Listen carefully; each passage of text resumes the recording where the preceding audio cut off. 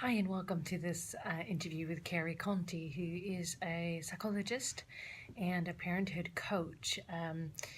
She runs a very successful year-long program coaching parents on parenthood, personhood, um, partnership, and prosperity. And she spends a lot of time on play.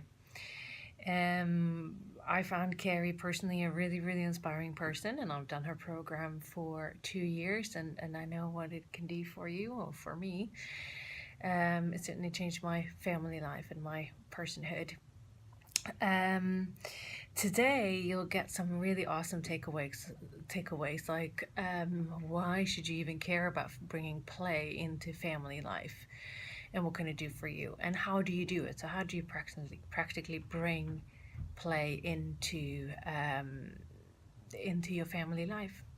And then we'll have a look at and we look at some of the ways we stop ourselves from doing that, from having a playful parenthood. So enjoy this one. Thank you. Hi. All right. So I'll just start off with asking you about your play journey and history and how you've ended up doing this amazing work that you do. Okay, well, I love to share in my workshops that I arrived as who I am, that we arrive as whole humans, not babies or children. And so, what I loved to do as a child, so from the time I was 4, 5, 6, if anybody brought a birthday cake out, my wish was that my parents would have a baby because I was fascinated by tiny human people and I wanted to get my hands on them as quickly as possible. And so when we were 7, I moved to a new town. We moved to a new town, and one of the neighbors came over, and she was pregnant. And my mom said, "Oh, Carrie loves babies." You know, my eyes widened when I saw her big belly, because I was thinking like, "Oh, this is it. I'm going to really get my hands on a new little human soon." You know, I didn't know what that meant, but I just was feeling like this is my chance. And so the baby was born. He was born, and we went down the street a few days later, and we walked in, and the grandma opened the door, and there was just this smell of new human and bodily fluids and things. And the mom came in, and she was holding this teeny tiny, I think he was a 8 pound, not even, I think he was a little 7 pound human. And I was just, my eyes were like as big as human eyes can get when you're 7 years old. And for whatever reason, this mom said, "Would you like to hold him?" And I was like, oh. So they dropped me up on the couch and got me all settled. And she put this tiny person in my arms, and this whole whoosh kind of went through my body. And I felt this sense of enlivenment, and I was just hooked. And so I played with friends and I would have play dates and things like that. But my play was going to the houses of the moms with the babies and the children and being the mother's helper. Like that was as good as it got for me. So I love to share that story because my play was me preparing for my life's work. That's what I do. I work with moms and babies and families, and I help people understand humans and their development. So, I take play both seriously, which is a funny thing to say, but in the sense that I don't think that little people are just playing like the common sense, and I'm sure you've unfolded that with lots of the people you're talking about, but it's the way that we practice our skills and our passions and the way that we really, tap into that essence of who we are. And so, I talk about play. There's that aspect of play of like watch, if somebody draws a lot and that's their play, that's really important to pay attention to. If somebody, is really into tinkering, there's information in there. It's not just a nice thing to do. I also see play as a way of connecting and releasing. So we can talk more about that, but I'll just go ahead and pause for now on that. Well, first of all, I just think it's amazing that you have that kind of thread through your life, and that's just kind of turned into your work, and it's just so beautiful. It's such a beautiful way of describing it. I feel like the luckiest because I have been playing all my life, whether it was actually with the babies and the moms and the little kids, or it was, playing in their kitchens, chopping the vegetables and helping them with that. Or if it was studying, I followed this path of really finding this passion.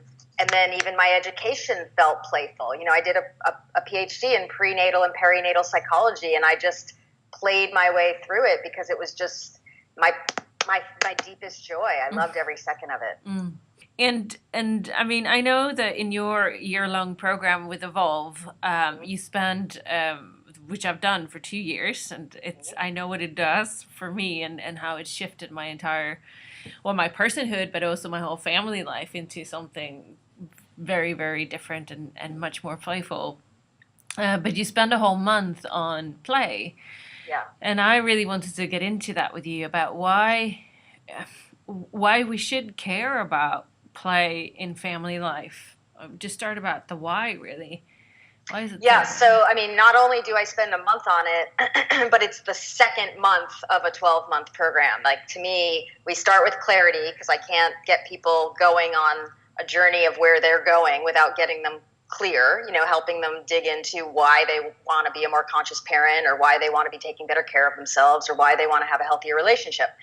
But as soon as we finish that month, we jump right in March to play, because to me, play is our native tongue. Play, there's a few reasons. One is play is the language we all arrive with. It doesn't matter if you're living in Sweden or you're living in America or you're living in China.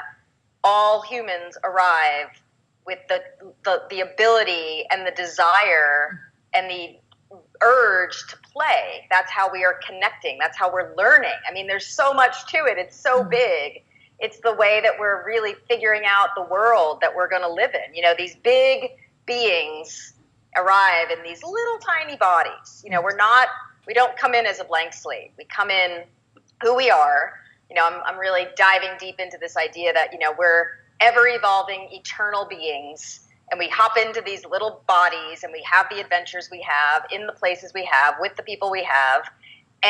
But all along we're playing, our beings are playing, and it's the way we're expanding. It's the way we're learning, and we're figuring it all out. And so to me, if you're taking a more conscious path, if you're operating from more of a new paradigm, that you are parenting and traveling with a conscious being, then play is the way that you can get to know each other far before there's any language that can be spoken.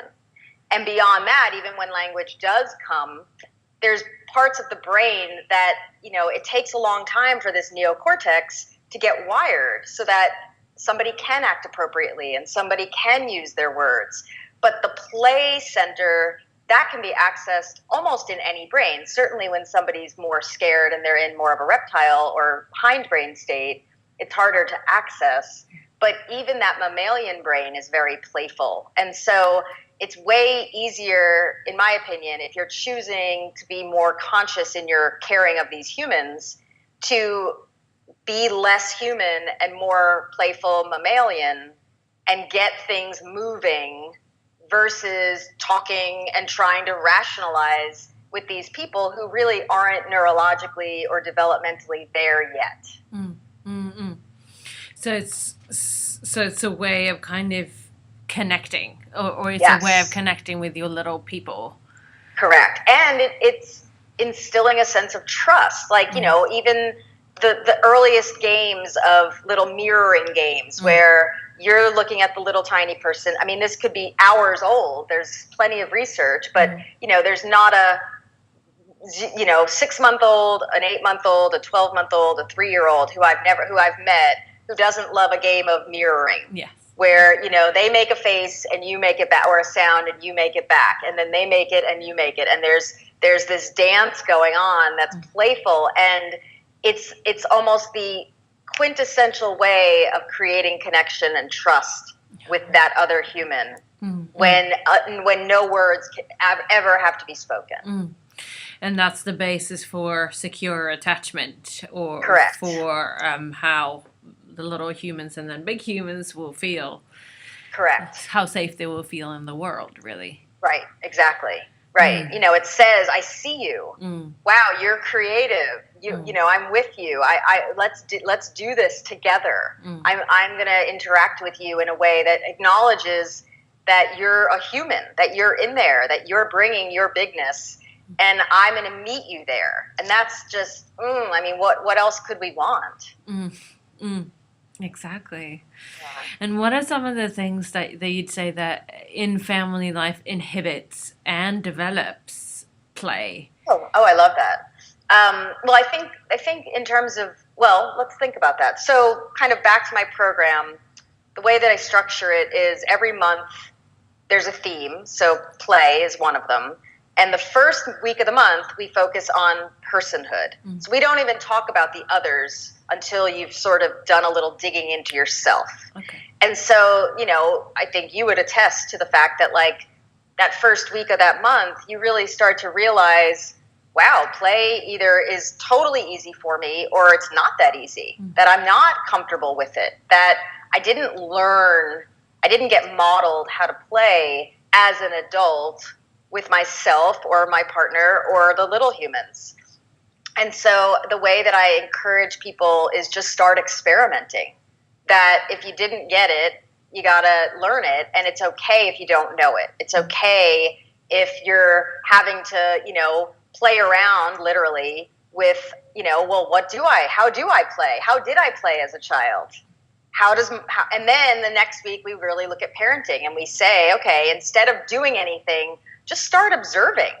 You know, that's what I love about having a therapeutic background. I mean, I think I did it intuitively, but what I loved about the learning that the academic learning and the therapeutic learning that I did was to really recognize that you don't have to do anything. You have to just respond.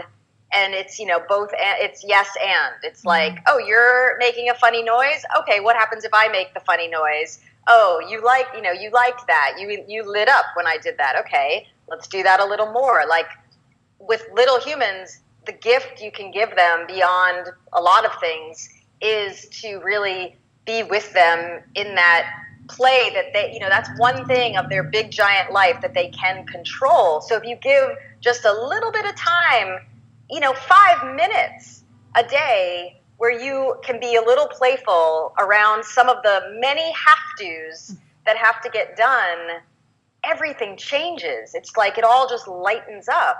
And it doesn't mean you have to be playful every second of the day. But if you start experimenting and you see that, you know, normally when it's time to leave the house, you start getting angry and you use your words and they just get more annoyed and then they start running around and not doing it. Okay, great. Good to know. Now experiment with bringing a little play into it and start spinning around the room and saying, it's time to go. Woo, let's go. Oh no, I'm spinning. I can't stop spinning. I'm spinning out of control.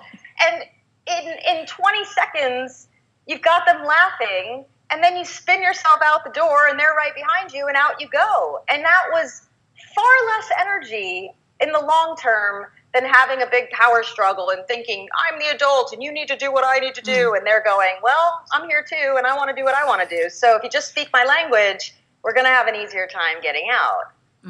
But when you asked, you know, what inhibits it, I think it actually is this rational neocortex. You know, I have a lot of compassion for parents because you've been through the phases of development where play is your main language. You've developed language and rationality and intelligence. And there's a part of you that wants to exist solely in the world of that and dip into fun once in a while. Not that that's not fun, but dip into that more animalistic play. But when you have these humans that are in the phases of development where that's really the main language they can access, it's really important to be aware that you're going to have to stretch almost back if you really are going to want to create a family life where you're connected and keeping everybody moving forward. So, you know, I think when you're tired and overdone and you just want it to be easy, which everybody gets there, especially when you're low on energy or emotional fuel, it would be so easy if you could just say, hey, do what I need you to do, let's go. But they're hearing the energy of that. They're hearing the frustration and that doesn't engender cooperation. Yes, yes. So learning how to catch yourself, get a little resource, drink your tea, get a little time of doing, a little meditation or a little bit of stretching before you have to get the have-tos done. Fill your tank a little bit so that when you do need to keep the people moving and get things happening, you bring a more relaxed, more human, more conscious, aware self to the interaction, which is going to influence how things unfold. Mm. I mean, there's so many things that I'm thinking about as you're talking, and I mean, just one is a reflection from an interview that I spoke to you about, that I've just did with Dr. Victoria Stevens, and she's saying that we're all musicians, and it just seems to relate to what you were saying about how the words. It's not about the words; it's about the energy and Exactly. and how we see the person in front of us, and we kind of read them. And I guess that's what you're saying a little bit. The kids, the words doesn't matter, but they'll read what music you're playing right now. Literally. No, I think that's a great, and I love the idea of, vibration. That was everybody's reading vibration way more than they're hearing any sort of word or even emotion. So if we're dissonant, if our vibration is off because we're not connected to ourselves, we're not aligned, we're not coherent, they're going to not react to what we're saying, but they're going to react to how we're feeling to them. It's like somebody bombastically playing the drums like crazy. You're probably not going to be drawn to that the way that you're going to be drawn to a really straight rhythm that feels safe and coherent. And, there's a lot more you can do when you're in that flow. And what I think we do, and I think most people do it, is we feel off. The adult feels off. And so we want to get them to act differently so we can get back in alignment and we can feel better. And it's like, if you could just calm down, I could be a great parent to you. It's like that feeling of like, you need to change so I can feel better. The little human is saying, actually, you need to change so I can feel better because I'm here a lot less time on the planet figuring this whole system out. And I'm actually depending on you as my person to help me regulate my emotional system, my vibrational system. And so this is big. I mean, what you're doing is really big for people to understand because it's the foundation of turning from this idea that like children need to be told what to do and they need to be raised and they need to be disciplined to they need to be guided by models who are regulated, not all the time, but they know how to re-regulate when they get off track so that the little human can learn how to do that for themselves over time. Yeah, I mean, I was laughing because I can relate to pretty much every day when I just want my, whatever, if it's my daughter or my son, to just, could you just, for this 1 minute, just be something you're not, so it will be easier for me, definitely. Yeah, exactly. Exactly. Yeah. So here's what's fun about that. When you catch that, like if you feel that, so here's sort of a new way of thinking. If you feel that and you live and you give yourself permission to go, and in your head you're thinking, I wish you were more human and I wish you were more developed and I wish I could just run away. Like you don't have to say that, but if you get a little crazy and you express it playfully, you're going to get back into coherence a lot quicker than if you feel that feeling and then you start beating yourself up for feeling it and then everybody's spinning out. Yeah. So, one of my tools that I encourage people to play with is when you're triggered or when you're feeling dysregulated and you're out of sorts, instead of trying to be the calm parent, actually go the opposite direction and like do something crazy and playful with your body so you can move it out of you, almost imagine a fireball like going out into the ether and let it out in a playful way. It's okay. so that you can really just move that energy through, which will bring you back to balance a little quicker than if you just stew in it. I love that. I love it. Yeah. It's like really leaning into the emotion or whatever you're feeling, and using play to express it and process it and actually get more regulated so that you can then Correct. regulate your little person. Because I was hoping you could say a little bit more about the first week that you do in your month of play, about personhood and looking at your own play, like what do you know about play as a parent, and that was hard for me, because I couldn't really find what it was. It felt like an empty sort of space for me, so it was really hard to do that. But can you say a little bit more about that importance of reflecting on your own play history to know what you need to do?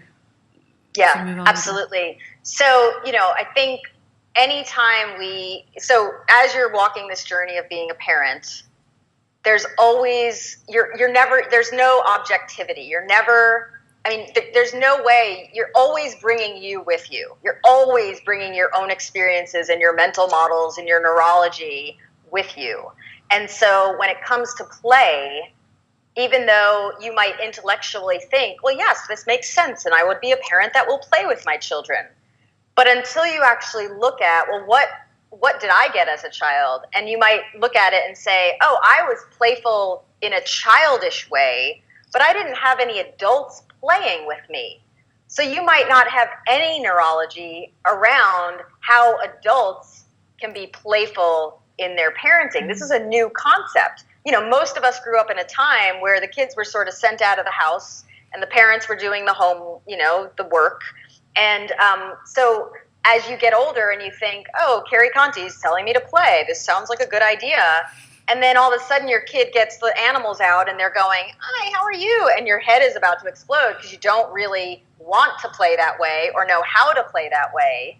Instead of resisting it, you can explore it and go, well, why does this bug me? Why do I feel like I want to scream when she starts using that baby voice and wants to play mommy baby, or when she's telling me what to do? There's thousands of scenarios, which is so exciting because not only are you going to shine the light on your own experience, but the minute you do that, you have more choices and you can say, okay, I didn't learn how to play, but I've got a master teacher right in front of me. And if I go ahead and just follow their lead, that's great. However, you can only do that if you are conscious of the way you play as an adult person in you. So you can only give to them to the extent that you filled yourself up.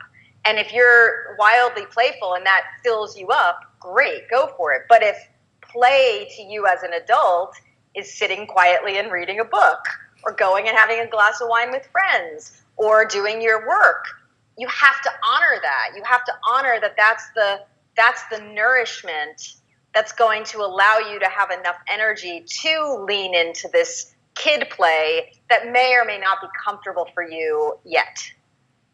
So it has to start with the self, and it has to start with a bit of an examination of how do I orient to this kind of play? Because if you have a part of you that says, yes, do this, this is what good parenting is, which I don't even like that word, but yet you have this other part going, either I don't know how or I don't like it, and you don't acknowledge that, it's not going to feel good to whoever you're playing with to be in relation that way. So yes, there's a little element of a little bit of fake it till you make it, because I think sometimes there's a bridge that you have to cross, and once you do, you usually get into it. But I don't think you can dishonor the parts of you that are going, no, I don't want to sit there anymore. I want to just go do my thing. So honor self first and honor them, and that you're all growing and learning together. And I think that's so beautiful. And I think it's really hard for a lot of, I was going to say parents, but I think for all of us in general. And there's something about it being selfish, or it's not okay to go and do these kind of nourishing things. It should be efficient, maybe like the dishwasher and the whatever else, doing the beds, whatever one does. So the nourishment from my own experience, is a hurdle to get over, It's a to hurdle. Yeah. understand, oh, okay, actually, I'm a better person. I feel more joyful, and I'm worth it, which is a big Yes. one. Yes, that's a huge So one. huge one. Yeah. And my kids read me when I'm regulated. They are going to be much more regulated. 100%. So just a thought before I move on a little bit, but thoughts on how, how can we, or how do you help parents to kind of, face that hurdle, get over the hurdle, surf the wave, or Yeah, I'm very clear that, words don't teach, experience teaches. Like, I love that idea that, I could talk till I'm blue in the face about it, but anybody who's watching and listening, it's really about you experimenting. I love that word. All we're doing here is experimenting with life. There's no path that's right for everybody. And so I can offer some of the big picture ideas of, play is important for our brains, and it's really how we connect, and all this words. But until somebody takes it and just goes and plays with it and experiments with it, you can't know. So that's all I would say is just open your mind and be curious. So ask yourself, like, what kind of play really do I enjoy? That's the type of stuff I ask in my program. It's like, observe your people, see what they enjoy, then make your own list of like, oh, I really like reading books. Oh, I like being outside. Oh, I'm not so much into the dollhouse. Okay. So really understanding that, you get to still be you. Just because you have these people and you're committed to parenting them well and you're wanting to give them the best childhood experience you can, you being you and knowing you and listening to you and articulating where your limits are, that's actually a healthier version of the relationship with this person than just being completely boundaryless and letting them have whatever they want when you're not fully regulated because it throws you off to go there. And so, I think that you got to play with this, and you just have to decide, okay, I'm going to give myself a little bit of self-play, and then I'm going to take that and see if I have more energy for the stuff that they want to do. The other thing that I like to really remind people is you don't have to be their playmate.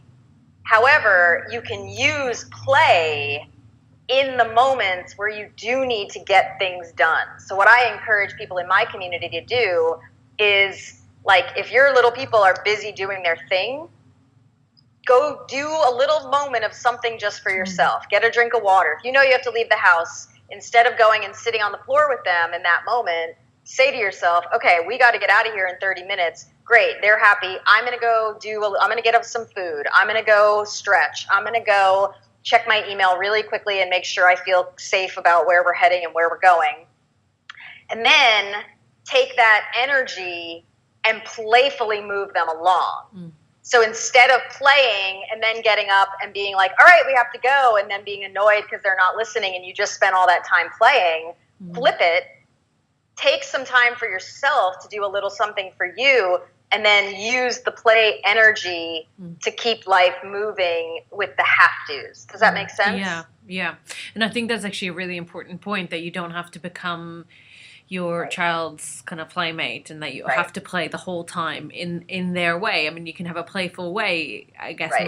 Well, I was going to say most of the time, but it depends on how tired you are or hungry or whatever. When you can. When you can. And because I could imagine that could be a pressure to feel, oh, I have to play a little horse. Like, my daughter loves horses, and she's like, you took this one, and you're a unicorn, and you do the...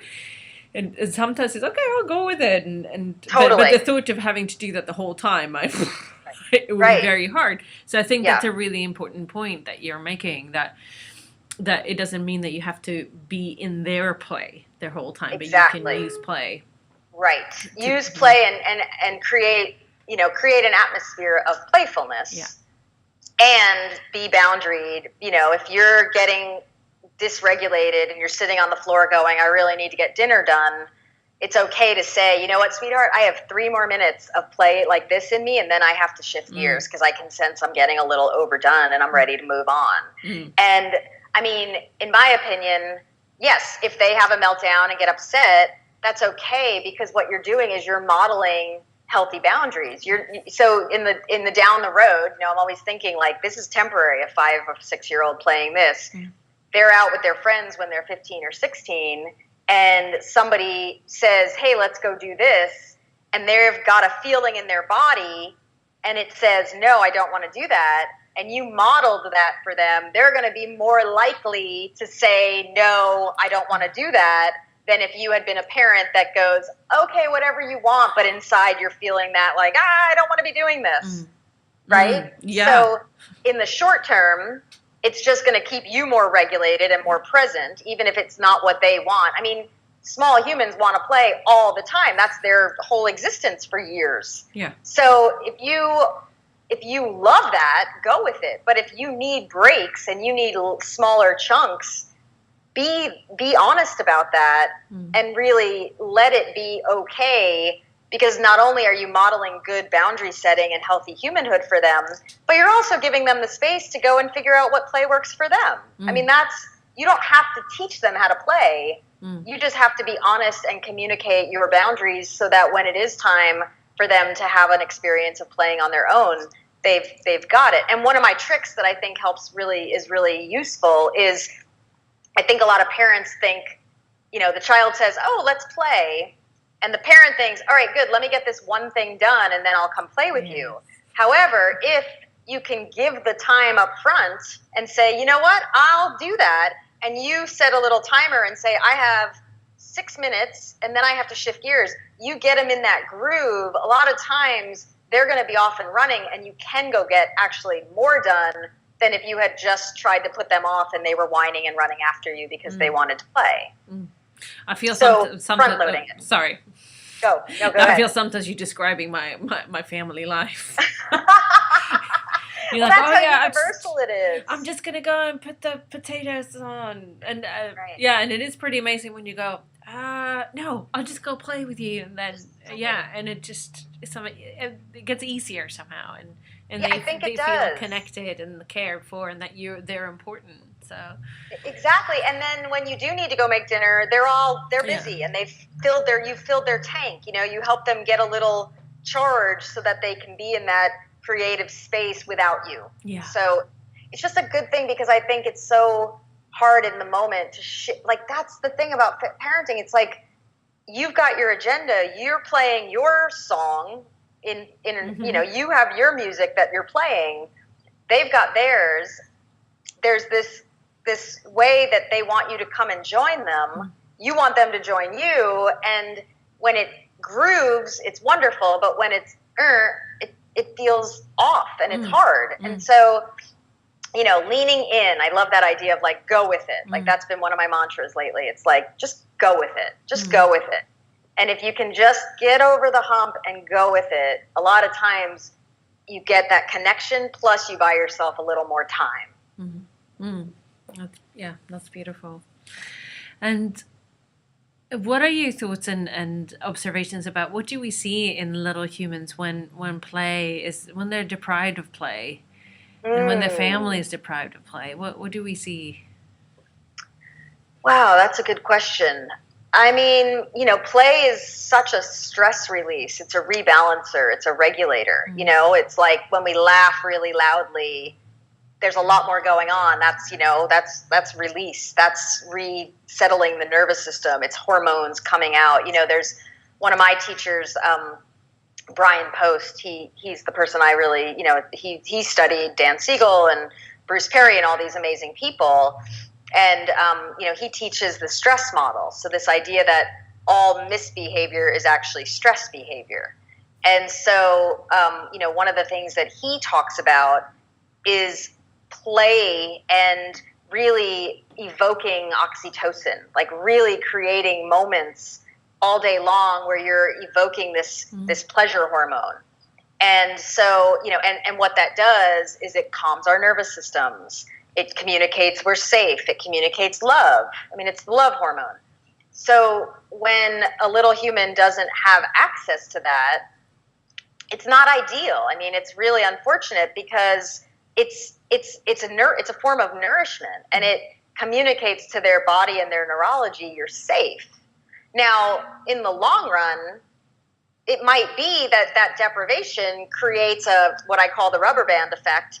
And in the long run, that person does find their truest being and their playful self.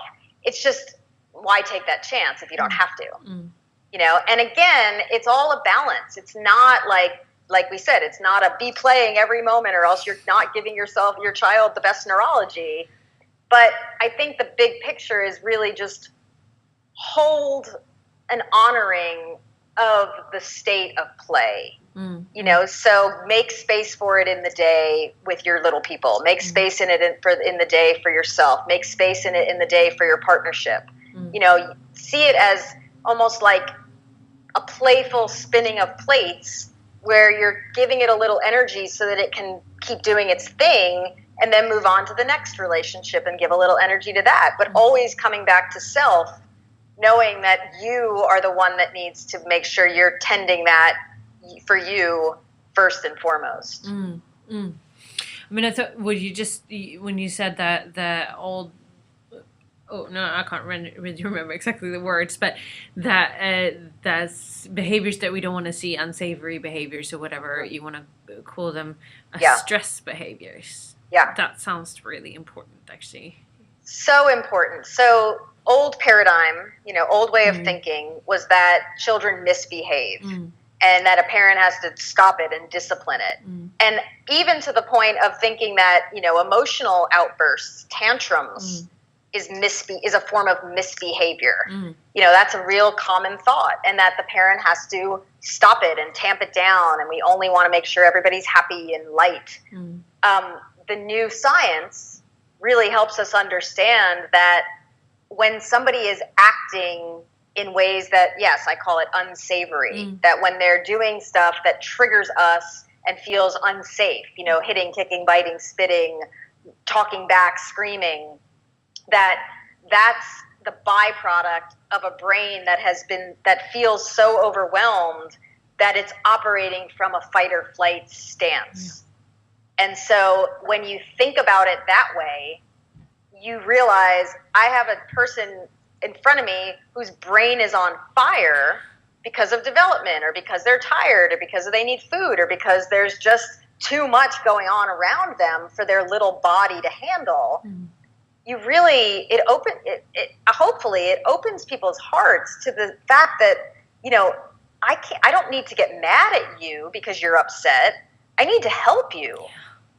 I need to make sure you hear my communication, that you're safe, that that I'm with you, that yes, you're spinning out because there's so much going on. And instead of me getting mad and saying, stop acting that way, you need to be different, and then I'll be connected to you, you have to learn. And again, it's a learning, because most of us did not get parented from this paradigm. You have to learn to regulate your own nervous system first and slow down your brain that's now triggered because you're triggered by their upset, and communicate on a mostly nonverbal level. We're safe. I'm going to communicate that with my brain and body state, and allow the person to go through it and keep them safe. And then you want to talk about it later and help them have different experiences in those moments. But trying to get somebody to be regulated because you think it's misbehavior is a really different experience than knowing that little human is just stressed. And I see that so much in my work in schools, where children are often, well, I'm called in because the schools have tried everything and they've done the best that they can, but there's something wrong with this child. Is usually there's something wrong with this child, and then you look at the greater system, and you see it's a very overloaded and stressed system, and the child is a symptom of that, and we have to work with the system, not really the child. So I think what you're saying is vital, and it's so important. I can't even find the words to say I know. it.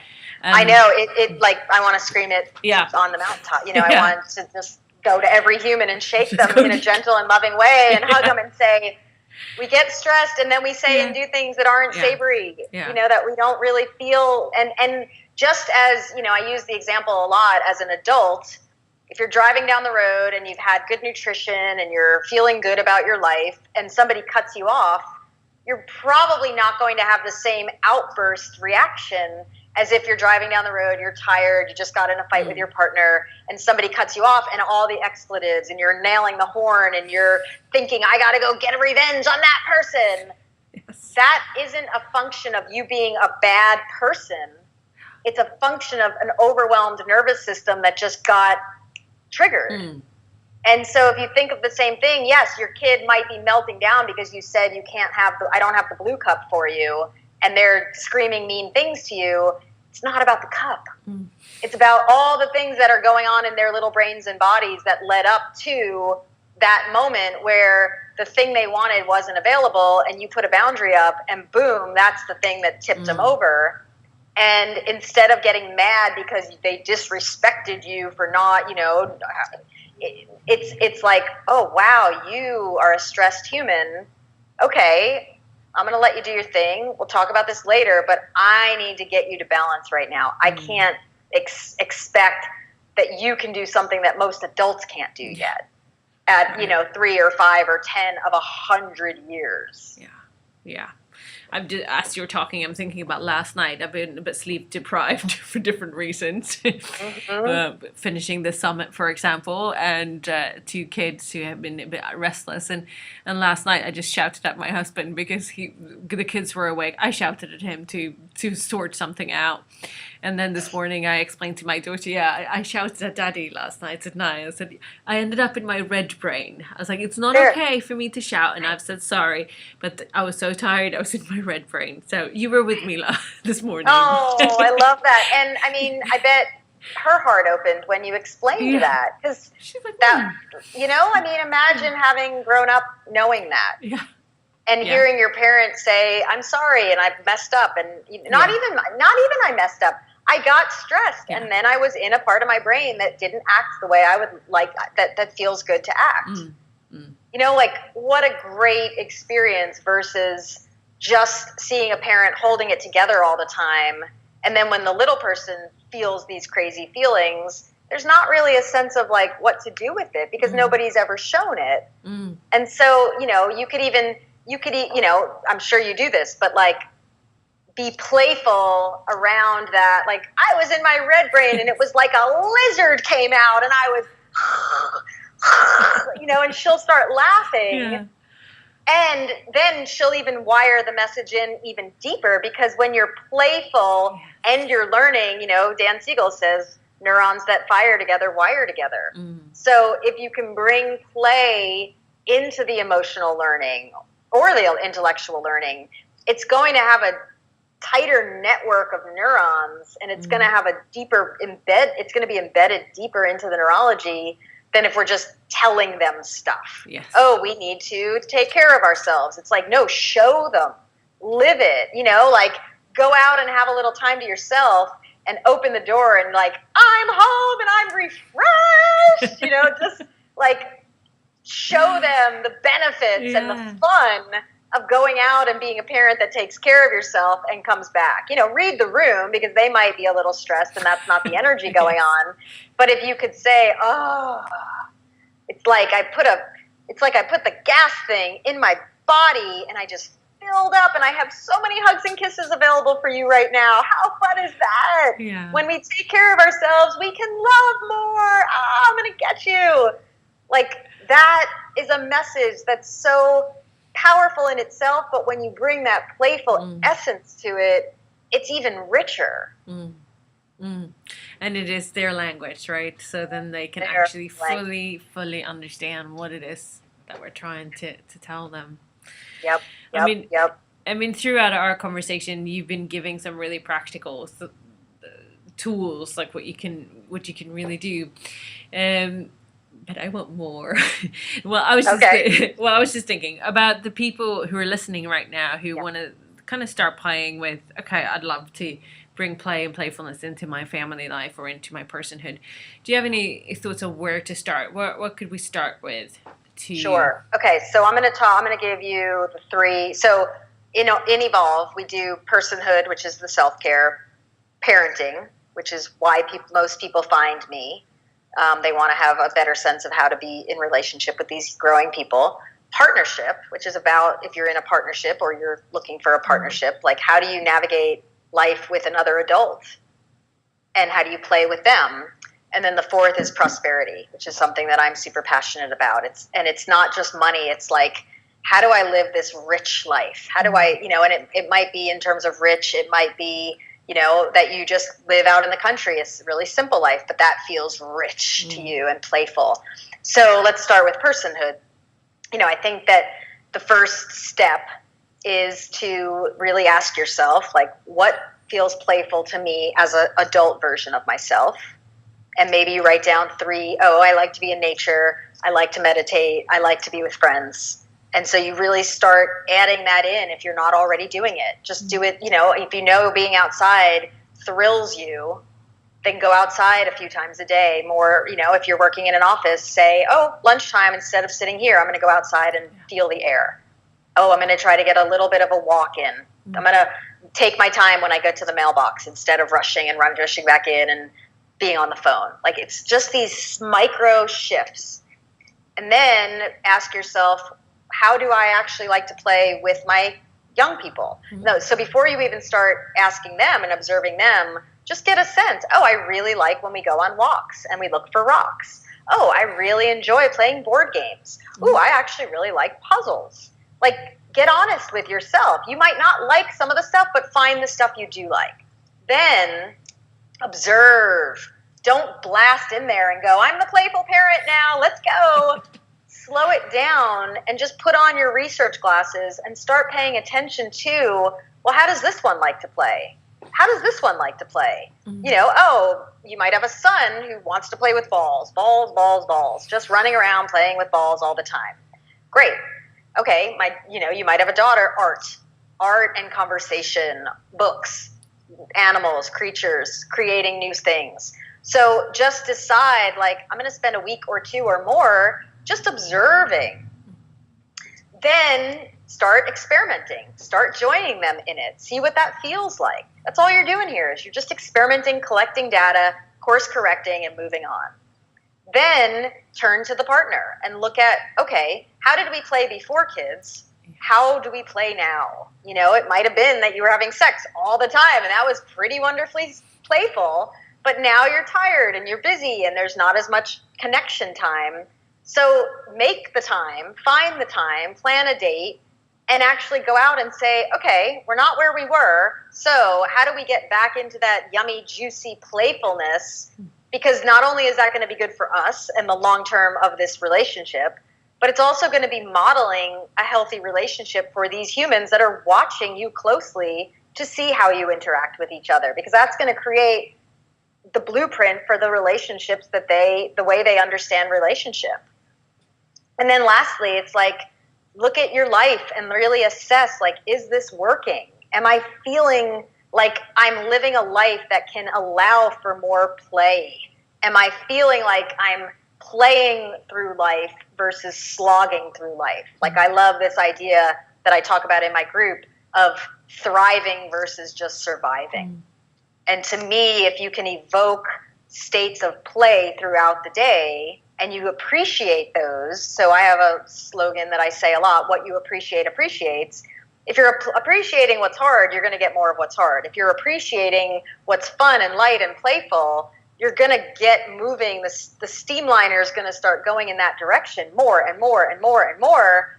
And no matter what the circumstances are, you can bring play into it. You can go through pretty big, heavy, hard stuff, but if you've got an attitude of appreciation and play, you're going to see how you can move and dance with it differently than if you haven't put the energy toward a playful feeling once in a while.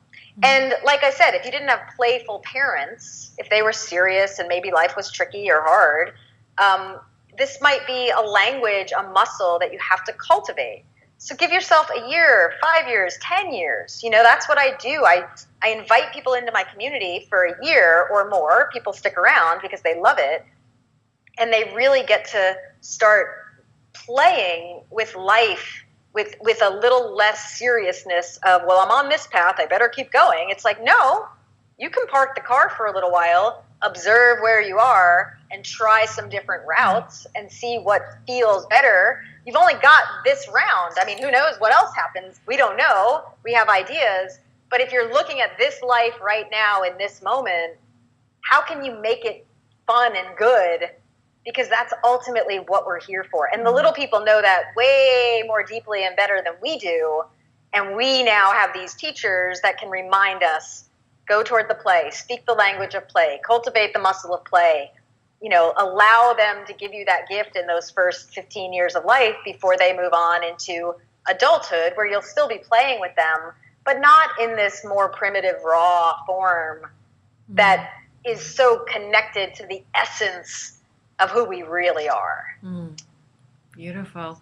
It's fun. So fun. I always want to, like, when I hear things like this, I want to end, but then I keep talking. So I say I want to end, but then I talk. So, well, anyway, I like playing with you. So I like playing with you. Well, are there, is there anything that you think I should have asked, or something that came up that I didn't pick up on that would be helpful? No, I think we covered it. I think that,